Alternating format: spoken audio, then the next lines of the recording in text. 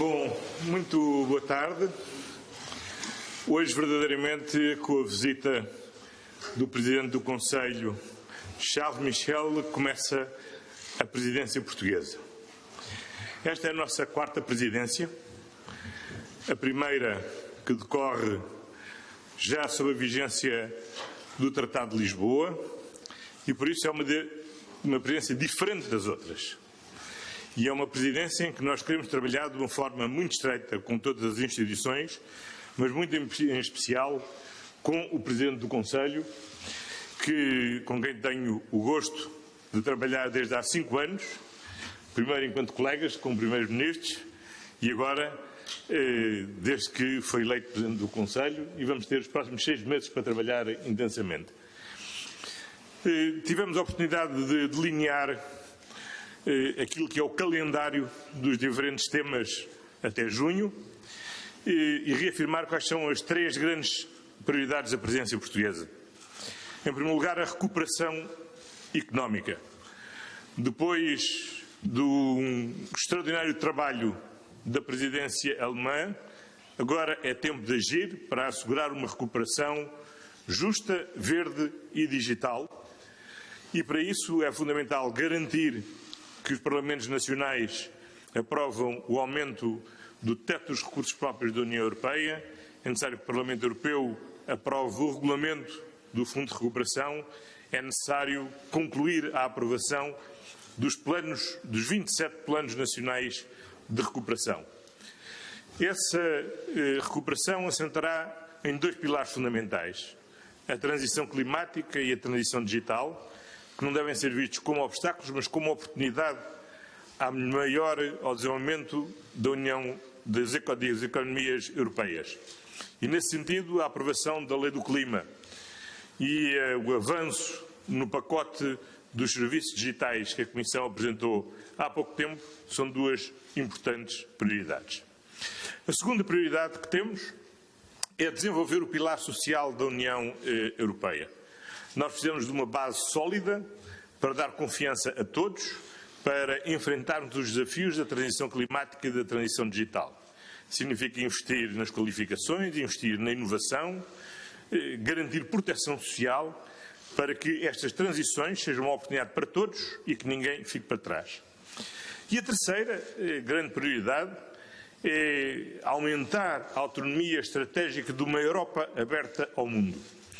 Uma Europa que se afirma como ator global, que pode estar mais presente nas diferentes cadeias de valor, mas que recusa o proteccionismo e continua aberta ao mundo. E que nessa abertura ao mundo o deve fazer de uma forma plural. Desenvolver as suas parcerias orientais e sul, a nossa parceria estratégica com o continente africano, aproveitar para estreitar os laços das relações transatlânticas com a eleição do novo presidente americano, reforçar as nossas relações transatlânticas com a América Latina e abrirmos também ao Oriente, desde logo com a cimeira entre a União Europeia e a Índia, mas também avançando nas negociações de acordos comerciais importantes com outros atores fundamentais da região do Indo-Pacífico, como são a Austrália e como são a Nova Zelândia. A União Europeia é uma verdadeira maratona que se desenvolve em forma de estafeta e em 6 em 6 meses recebemos o testemunho, conduzimos esse testemunho durante 6 meses e passamos à presidência seguinte. É para nós uma enorme honra ter recebido este testemunho da chanceler Merkel e para nós será uma enorme honra fazer essa entrega à presidência eslovena daqui a 6 meses. Até lá temos 6 meses de intenso trabalho e estou certo que com a colaboração do Presidente do Conselho vamos trabalhar juntos para reforçar a União Europeia e termos uma recuperação que seja justa, verde e digital. Merci, Charles. Et soyez bienvenus. Merci beaucoup et naturellement merci pour l'accueil qui m'est réservé. Je voudrais pouvoir parler aussi bien portugais que tu ne parles français. Ce n'est pas le cas malheureusement, mais en tout cas ma présence ici est aussi le signe d'un soutien très très engagé, le signe aussi de la confiance. On se connaît depuis plusieurs années, on travaille ensemble depuis plusieurs années et je suis optimiste, un peu à l'image du symbole de la présidence portugaise. Le soleil, la lumière et l'espoir. Et l'année 2020 a été une année brutale pour le monde, pour l'Union européenne également. Cette crise, le Covid-19 qui nous a frappés, qui nous a ébranlés et qui a peut-être aussi été l'occasion d'affirmer les priorités de l'Union européenne, d'abord au travers de l'unité et de la confiance qui a été nécessaire, et l'unité, ça n'est jamais simple, ça se travaille en permanence, ça nécessite des efforts, du dialogue, de la compréhension mutuelle et de la capacité de décider ensemble. Et vous le savez, nous le savons, cette présidence portugaise démarre au début d'une année 2021, alors que l'année précédente a été marquée par ce choc, et démarre alors que nous ne sommes pas encore sortis du Covid-19. Nous sommes mobilisés totalement avec la Commission européenne, avec les gouvernements, avec les autorités locales également, afin de déployer les vaccins, et on voit que c'est un défi gigantesque face à nous. Nous allons continuer à être mobilisés sur ce sujet, et c'est en ce sens, nous l'avons évoqué tout à l'heure, qu'avant la fin du mois de janvier, il y aura à nouveau une vidéoconférence au niveau des chefs d'État et de gouvernement afin d'aborder une fois encore cette question de la gestion de cette crise Covid qui nous frappe, et cet important déploiement des vaccins, mais également de tous les instruments à notre disposition pour limiter la propagation du virus, prendre le contrôle sur le virus, faire en sorte que cette année 2021 soit l'occasion de maîtriser ce virus. Et puis, les trois priorités exprimées très bien par Antonio Costa concordent parfaitement avec les objectifs à moyen et à long terme de l'Union européenne. Le premier point, c'est réussir la relance économique. De nouveau, espoir, mais pas seulement de l'espoir, la capacité de mobiliser des moyens financiers concrets. L'année 2020 a été marquée par deux moments politiques importants pour l'Union européenne. L'accord du mois de juillet, 4 jours et 4 nuits, 750 milliards d'euros qui ont été mobilisés, une part substantielle en subventions, des plans nationaux pour mobiliser ces moyens en direction du développement économique, en direction des citoyens et surtout au départ de deux piliers, le changement climatique et l'agenda numérique, deux piliers qui rentrent totalement dans les priorités de cette présidence portugaise et pour lesquels nous avons du pain sur la planche en 2021, dès les premiers mois de 2021. Les accords climat, puisque nous avons validé au mois de décembre nos ambitions à l'horizon 2030, après avoir validé cette ambition de neutralité climat à l'horizon 2050 pour l'Union européenne, ce qui fait de l'Union européenne un leader sur le plan climatique et ce qui fait de nous une entité qui a l'ambition d'utiliser cet enjeu climatique comme opportunité pour soutenir davantage de développement, davantage de prospérité et de cadre de vie. Il en va de même pour la question numérique, où le Portugal d'ailleurs a une expérience extrêmement importante avec une ambition très forte qui sera certainement utile sur le plan européen également. Deuxième point, le pilier social. Et j'aime bien cette expression qui a été utilisée par le ministre portugais des Affaires étrangères qui dit c'est l'Europe pour les gens. Et on ne doit pas oublier que le point de départ de ce projet européen au siècle passé, c'est mettre à l'avant-plan ce bien-être européen, cette qualité de vie, ces conditions de vie. L'Europe, c'est plus qu'un projet financier, c'est plus qu'un projet économique, c'est un projet fondé sur des valeurs. Et c'est en cela que ce moment du mois de mai, cette réunion qui aura lieu ici à Porto, est un moment que nous allons bien préparer en étroite coopération. Tu peux compter sur tout le soutien du Conseil et des équipes qui m'entourent pour venir en appui, parce que ça doit être un moment pour donner ce signal de façon très, très concrète et faire cette démonstration de la valeur ajoutée du projet européen pour 450 millions de citoyens européens, pour leur dignité, pour leur cadre de vie. Et ça se traduit à la fois au travers de droits sociaux, au travers de l'accès à l'éducation, au travers de la lutte contre toutes les formes de discrimination, contre les inégalités. Il y a là un moment qui sera, j'en suis totalement convaincu, un moment important pour le projet européen. Et puis, le troisième point, effectivement, l'Europe globale. L'Europe qui prend son destin en main et l'Europe qui utilise les instruments dont nous disposons, un marché intérieur, 450 millions de citoyens, une force économique, une force commerciale, des chercheurs, une capacité d'innovation, des capacités aussi d'exprimer des positions sur le plan international, de travailler pour tenter de garantir plus de sécurité. Et cette ambition, elle suppose aussi que l'Union européenne assume pleinement son devoir comme partenaire engagé pour le multilatéralisme, cette conviction que la coopération internationale est la clé pour relever des défis qui confrontent le monde dans son ensemble, mais également, et tu l'as évoqué, quelques grands rendez-vous qui seront importants. Le rendez-vous avec l'Inde, partenaire important pour l'Union européenne, pour le changement climatique, pour la capacité de stimuler des investissements, de faire améliorer les principes de fair play économique, les principes de réciprocité, le lien transatlantique après des élections récentes aux États-Unis qui sont l'occasion, on a déjà eu ce débat au niveau du Conseil européen, de baliser pour l'avenir les priorités de notre relation à cette partie du monde, sans oublier la relation avec l'Afrique, ce grand continent au sud de l'Europe pour lequel nous souhaitons aussi engager fortement des projets, et sans oublier aussi que ce 1er janvier est aussi une date qui compte puisque un pays a quitté l'Union européenne. C'est donc une nouvelle relation future qui va devoir être mise en œuvre à la suite des accords qui ont été conclus à la fin du mois de décembre avec la Grande-Bretagne. Donc vous voyez un agenda qui est ambitieux au sens positif du terme et une volonté farouche d'être tout entier mobilisé. Je me réjouis en tout cas, Antonio, de pouvoir compter sur une coopération qui, je le sais, sera très étroite, très forte, parce que nous partageons ces mêmes convictions européennes et nous pensons qu'au nord, au sud, à l'est, à l'ouest, partout sur le territoire de l'Union européenne, nous sommes dans le même bateau et nous avons la même conviction que ce moment doit être un moment pour faire progresser l'Union européenne au service des 450 millions de citoyens européens.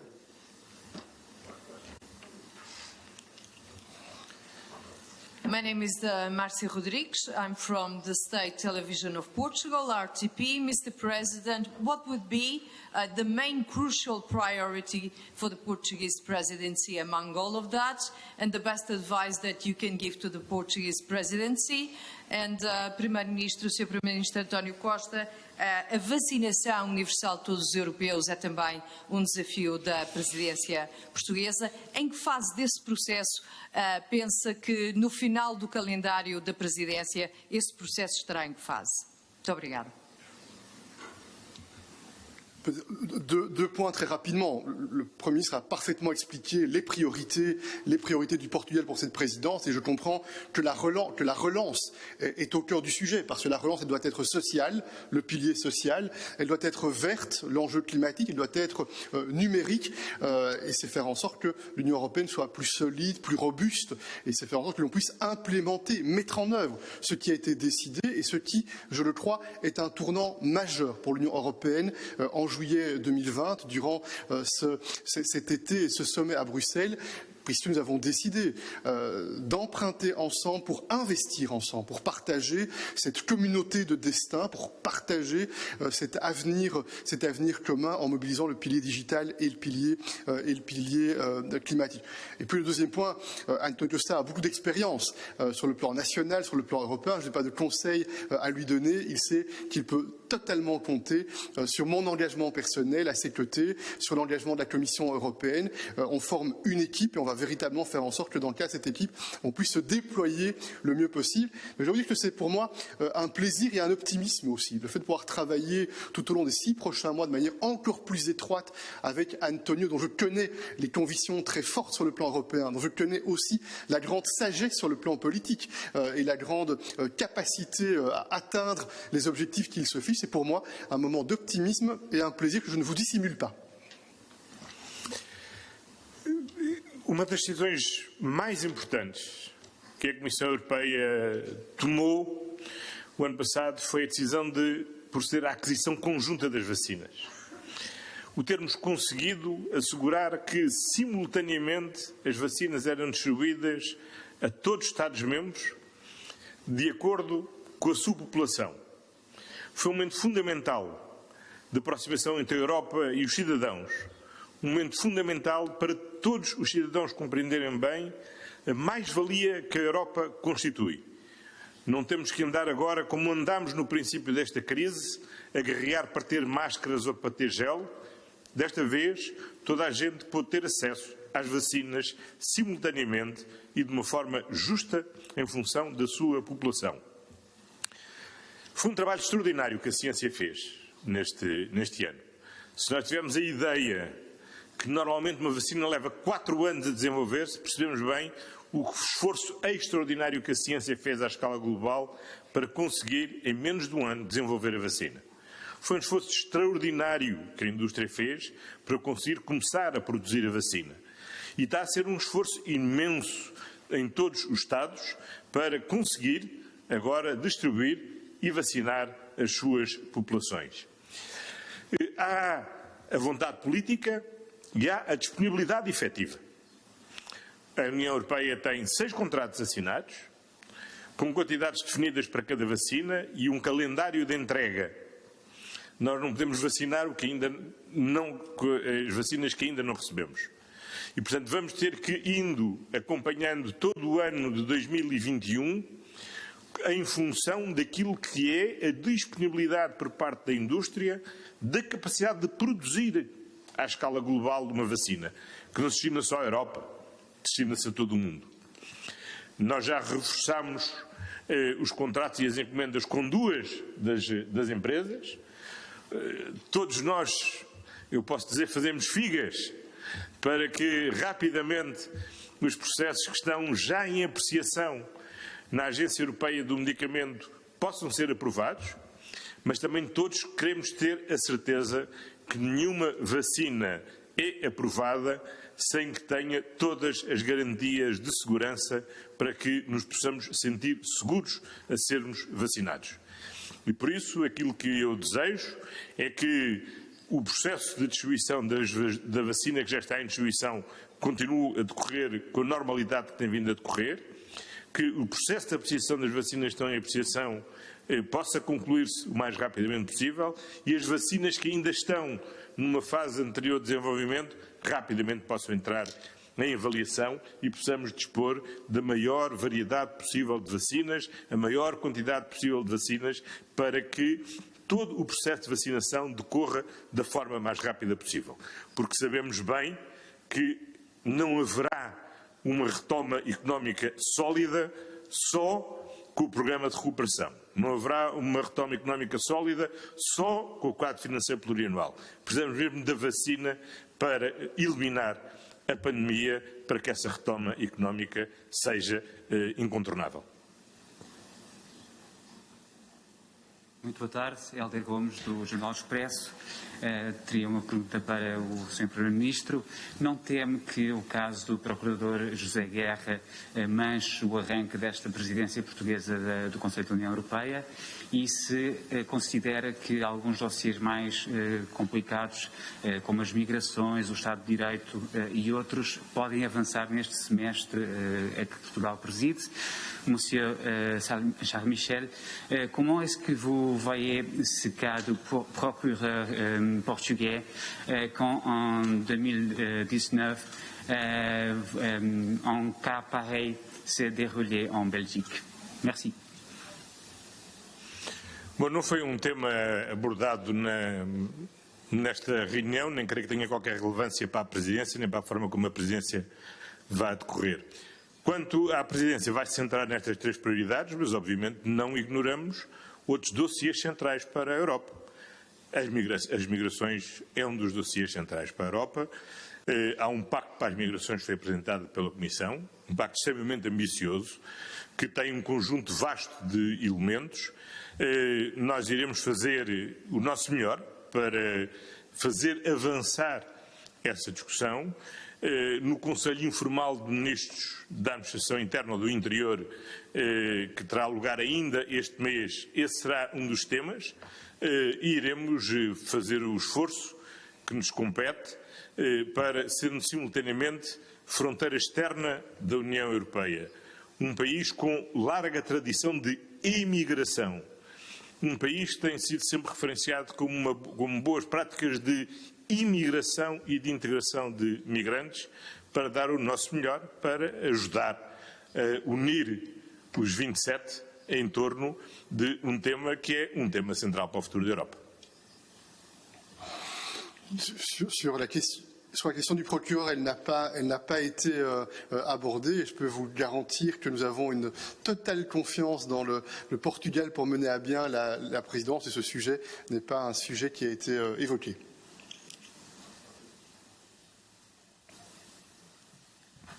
Pedro Moraes Fonseca, Agência Lusa. Na presidência portuguesa do ano 2000, o pilar social também já foi um objetivo, até saiu um documento chamado Estratégia de Lisboa.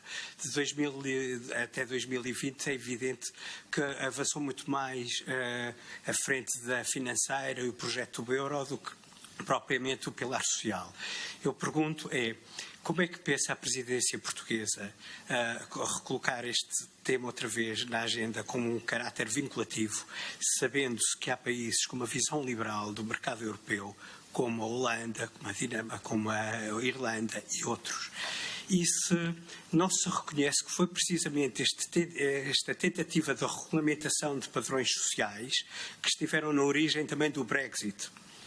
Para o Presidente Charles Michel, só muito rapidamente, que formato é que deseja para a Cimeira União Europeia-África no primeiro semestre de 2021?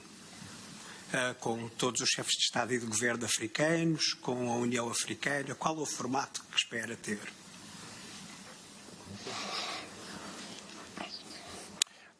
D'abord, sur le sommet Union européenne-Union africaine, nous devons être en dialogue avec les autorités africaines pour définir le format. On ne peut pas décider seul le format en question. Vous savez peut-être qu'il avait été imaginé de faire une réunion au départ au mois de décembre avec l'Union africaine. Le Covid a rendu cette réunion impossible. Une vidéoconférence avait été imaginée également. Elle a été postposée. Nous devons maintenant voir avec les autorités africaines à quel moment et sous quelle forme une telle réunion pourra intervenir compte tenu des circonstances. Mais le plus important, au-delà du format, c'est l'objectif. Et nous partageons avec Antonio Costa la conviction que l'Union européenne doit être très engagée avec l'ensemble des pays africains parce que nous avons beaucoup de choses à faire en commun, notamment stimuler davantage les investissements, soutenir aussi des stratégies pour le développement durable en Afrique, développer davantage de partenariats opérationnels et nos priorités en matière de climat, en matière d'agenda digital sont aussi des priorités que l'on doit traduire dans cette capacité de développer les échanges avec l'Afrique. Enfin, en fin d'année passée, au mois de novembre, un accord de principe politique est intervenu dans le cadre des accords post-Cotonou, qui forment le cadre avec les pays en développement, notamment avec les pays africains. Il va s'agir maintenant de mettre concrètement en œuvre, de manière opérationnelle, ce sujet-là. Puis un autre élément, dans le cadre du Covid-19, plusieurs leaders européens, je me suis d'ailleurs exprimé fortement sur le sujet, ont relancé cette idée que l'on devait remettre sur la table le débat sur la question des dettes à l'égard des pays africains. Et c'est un point que nous voulons aussi mettre en évidence afin de libérer davantage de capacités budgétaires pour les pays africains, afin de soutenir davantage les infrastructures, l'accès à l'éducation, l'accès à la santé. Nós vamos organizar no dia 7 de maio, no Porto, uma cimeira social que vamos preparar até lá, quer com as instituições europeias, em particular com a Comissão, que vai apresentar o plano de ação do desenvolvimento do pilar social, com todos os parceiros sociais, e no dia 7 de maio iremos ter essa cimeira na cidade do Porto, no edifício da Alfândega, com a participação das diferentes instituições, parceiros sociais, a sociedade civil, de forma a assumirmos um compromisso comum para o desenvolvimento do pilar social. Segundo lugar, teremos o Conselho Informal no dia 8 de manhã, precisamente dedicado a esse tema, e onde trabalharemos para ter uma declaração que reafirme o compromisso de todos de desenvolver o pilar social. O pilar social não vale por si só. O pilar social encaramo-lo como uma base sólida para dar confiança a todas e a todos, que perante enormes desafios que temos pela frente, como são os desafios da transição climática e da transição digital. Ninguém fica para trás e todos têm a sua oportunidade. Isto é muito importante, porque o medo é aquilo que mais alimenta o populismo. E se queremos combater o populismo de uma forma eficaz, temos que dar confiança aos cidadãos. E confiança aos cidadãos perante aquilo que são os receios. Hoje o grande receio que temos todos é o Covid. E para isso a vacinação é fundamental. Mas há também os outros receios. Há pessoas que têm receio que com o desenvolvimento, com a digitalização, o seu posto de trabalho seja ocupado por um robô. As pessoas têm medo que com a transição climática isso vai ter um grande impacto em indústrias tradicionais como a indústria do automóvel, e temos também de vacinar-nos contra esse medo. E a melhor forma de nos vacinarmos contra esse medo é termos um pilar social forte, que dê prioridade claramente às qualificações e às requalificações. Temos que investir na inovação, para que as nossas empresas sejam mais competitivas. E temos que ter proteção social alargada para que ninguém fique para trás e todos participem na sociedade do futuro, que vai ser uma sociedade, felizmente, mais sustentável do ponto de vista ambiental e mais digital.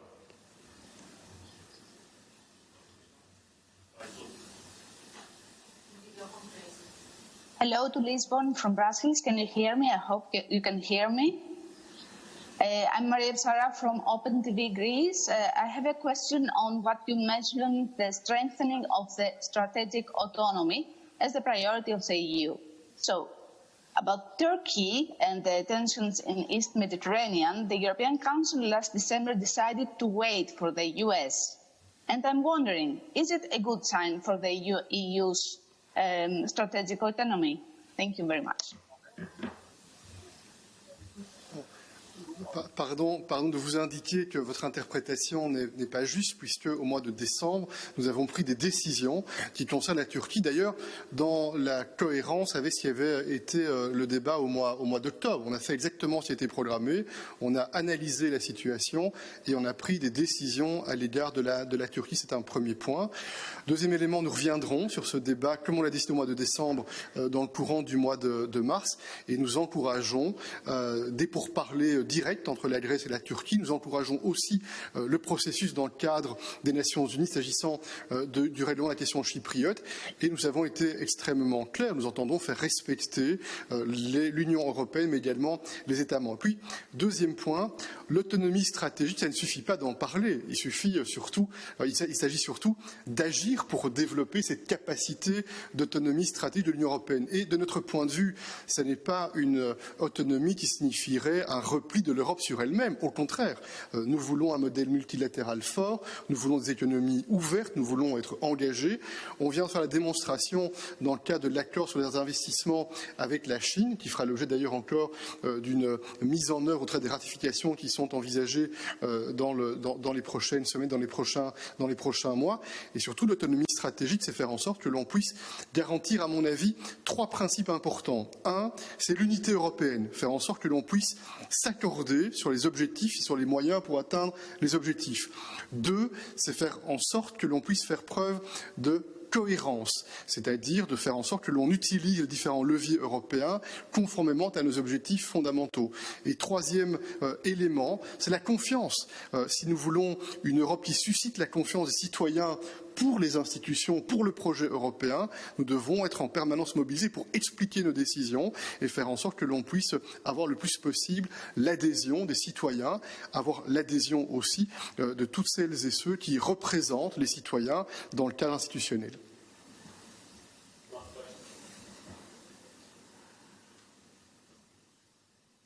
Susana Freixas, SIC, Portugal.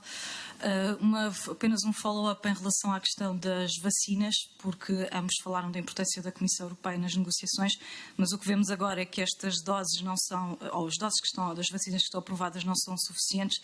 Aquilo que pergunto é se devemos esperar nos próximos tempos novos contratos, nomeadamente com a Pfizer, BioNTech e eventualmente com a Moderna, uma vez que está em via também essa aprovação, para doses suplementares, ou seja, para além dos 300 milhões que estão fechados ou dos 160 milhões no caso da Moderna. Obrigada.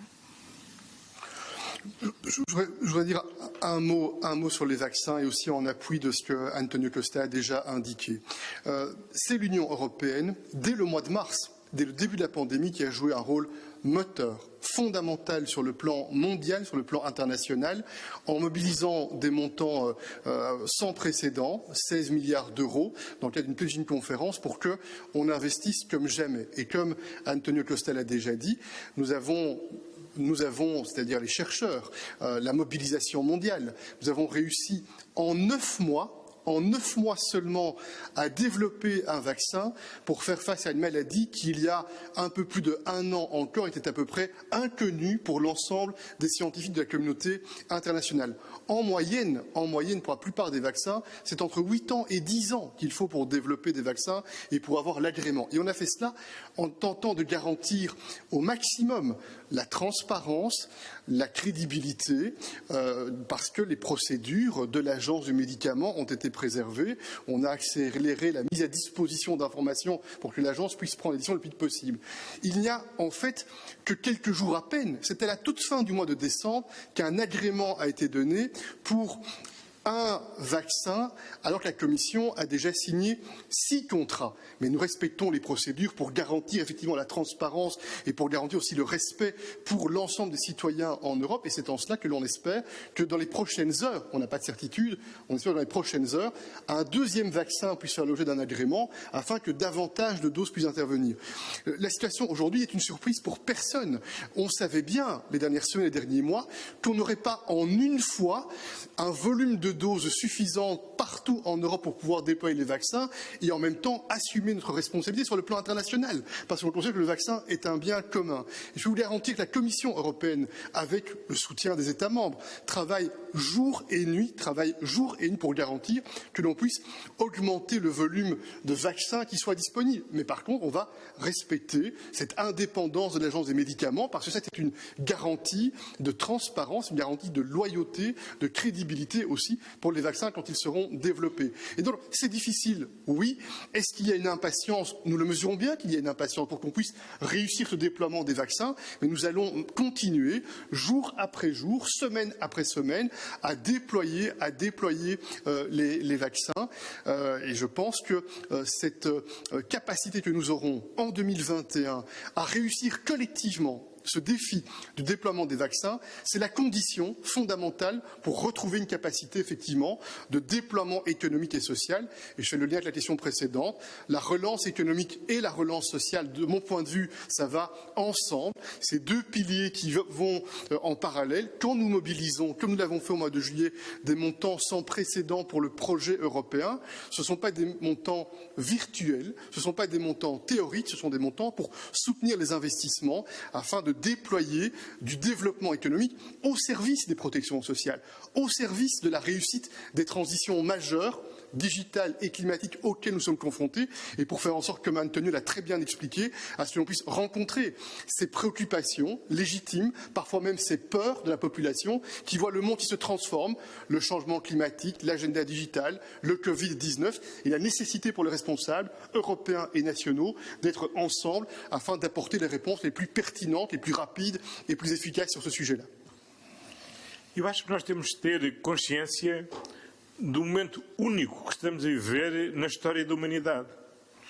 Porque nunca, como agora, esteve em curso um processo de vacinação onde, simultaneamente, só na Europa, vamos vacinar 450 milhões de pessoas. Só na Europa.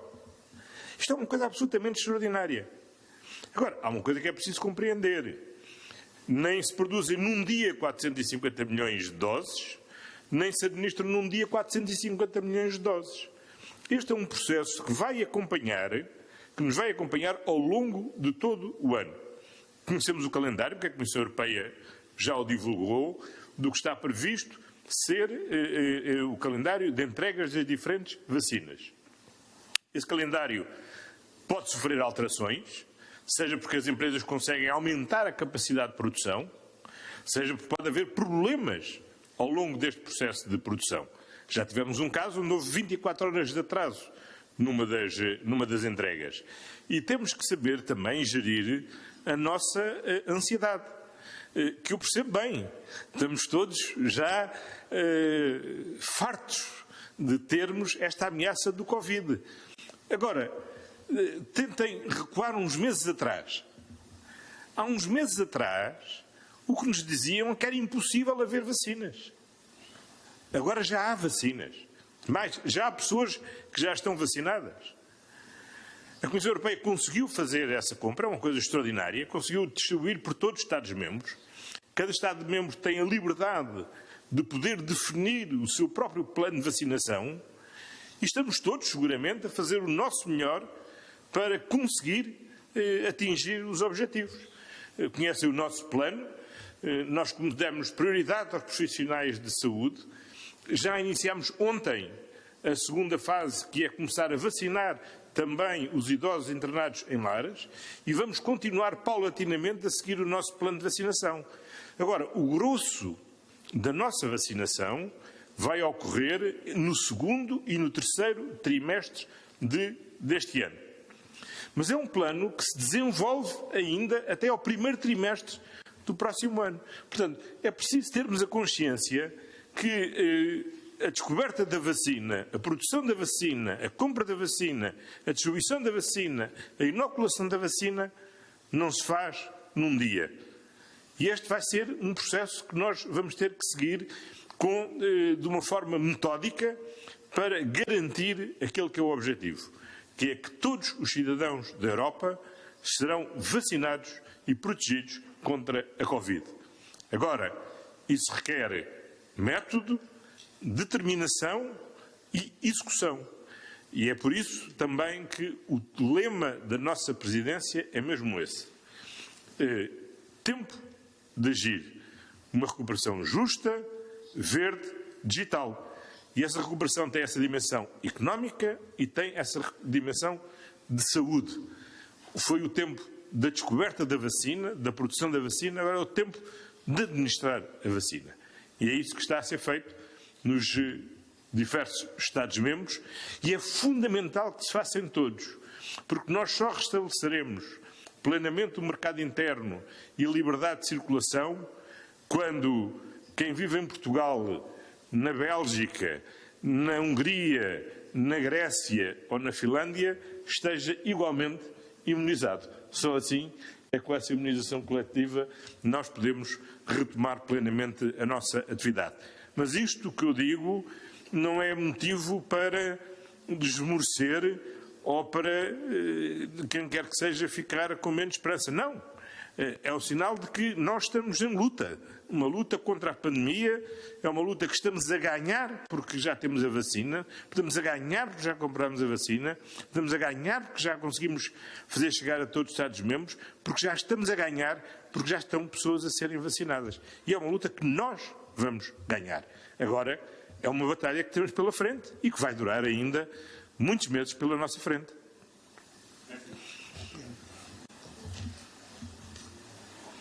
Eh bien, merci. Merci.